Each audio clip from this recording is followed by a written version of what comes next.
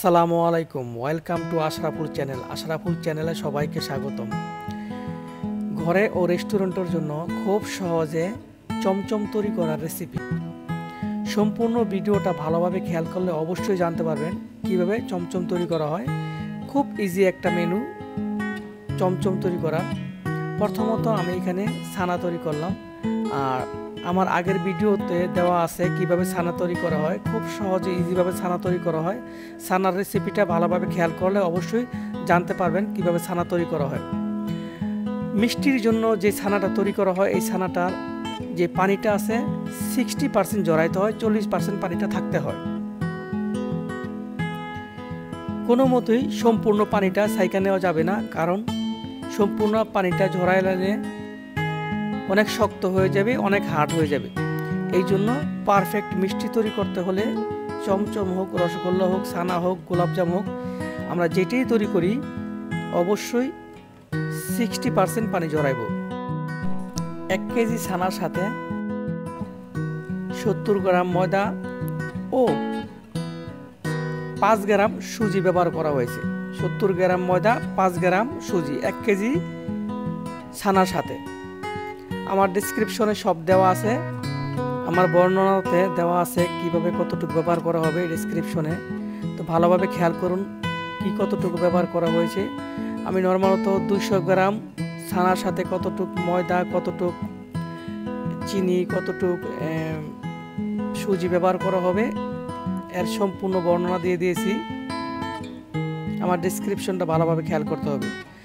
আর অবশ্যই সুজি, ময়দা, ছানা একসাথে ভালোভাবে মিক্স করতে হবে ততক্ষণ পর্যন্ত এই ছানাটা একবারে নরম হয়ে না যাবে, মাখনের মতো নরম হয়ে যাবে। এটা ভালোভাবে মিক্স করতে অবশ্যই একবারে নরম হয়ে যাবে, সফট হয়ে যাবে। একবারে সফট করতে হবে। সফট করার পরে আমরা মিষ্টি তৈরি করব।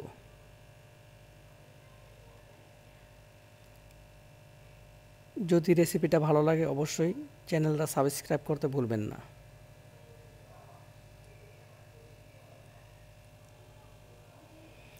প্রথমত ছোট ছোট করে টুকরা করে নিতে হবে চমচমের জন্য।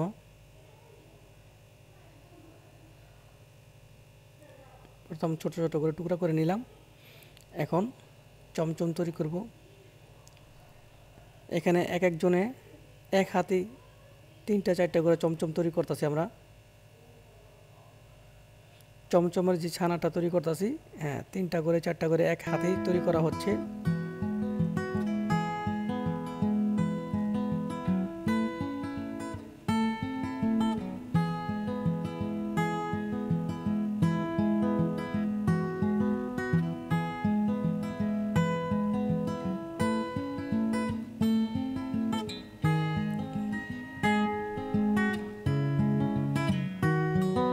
একসাথে 2টা 3টা করে চমচম তৈরি করা হচ্ছে, দেখছেন?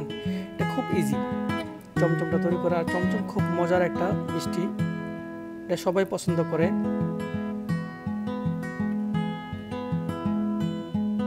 আমার রেসিপিটা নারায়ণগঞ্জের সিদ্ধিরগঞ্জ প্রাণবল্লভ থেকে লওয়া, যার কারণে এখানে অনেক লোককে দেখানো হচ্ছে। ওরা সবাই অনেক বছর যাবৎ এখানে কাজ করতেছে।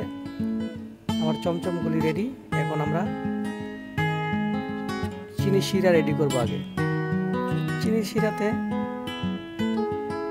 নর্মাল তো 10 কেজি চিনির সাথে 5 কেজি পানি ব্যবহার করে, 2 কেজি চিনির সাথে 1 কেজি পানি ব্যবহার করা হয় শিরার জন্য। আর একটু চমচমের জন্য একটু কালার ব্যবহার করতে হয়, ইয়েলো কালার, হলুদ কালার। অল্প একটু হলুদ কালার ব্যবহার করতে হয়, কারণ চমচম সবসময় কালার হয়।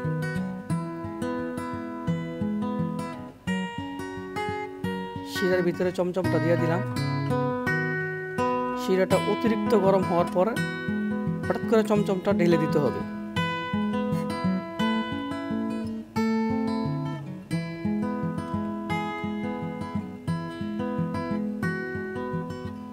এটা সব সময় দেখতে হবে চমচমটা কি ভেঙে গেল, কি ভালো আছে না আস্তে আছে, খেয়াল রাখতে হবে ভালো করে।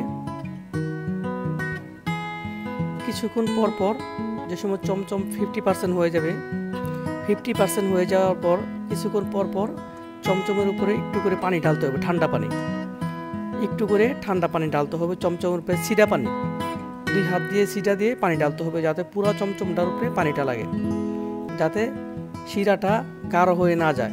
শিরা যদি গাঢ় হয়ে যায় চমচম মিষ্টি কোনো মতোই ভালো হবে না।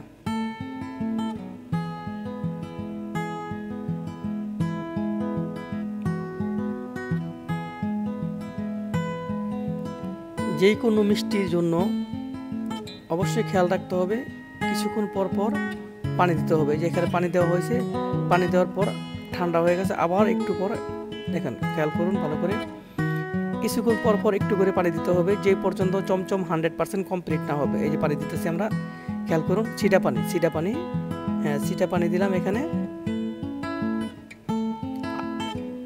মিনিমাম 8 হতে 10 বার ছিটা পানি দিতে হবে। প্রায় চমচমটা রেডি।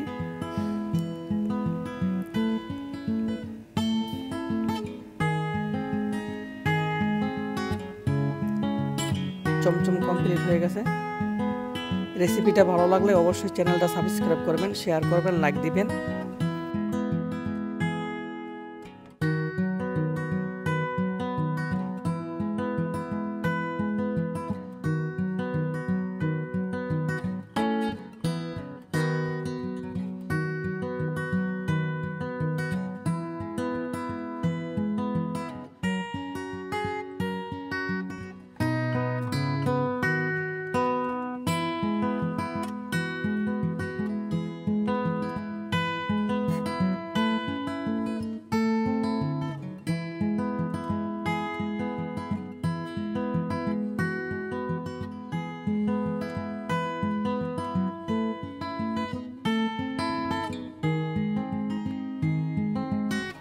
এতক্ষণ সাথে থাকার জন্য অনেক অনেক ধন্যবাদ।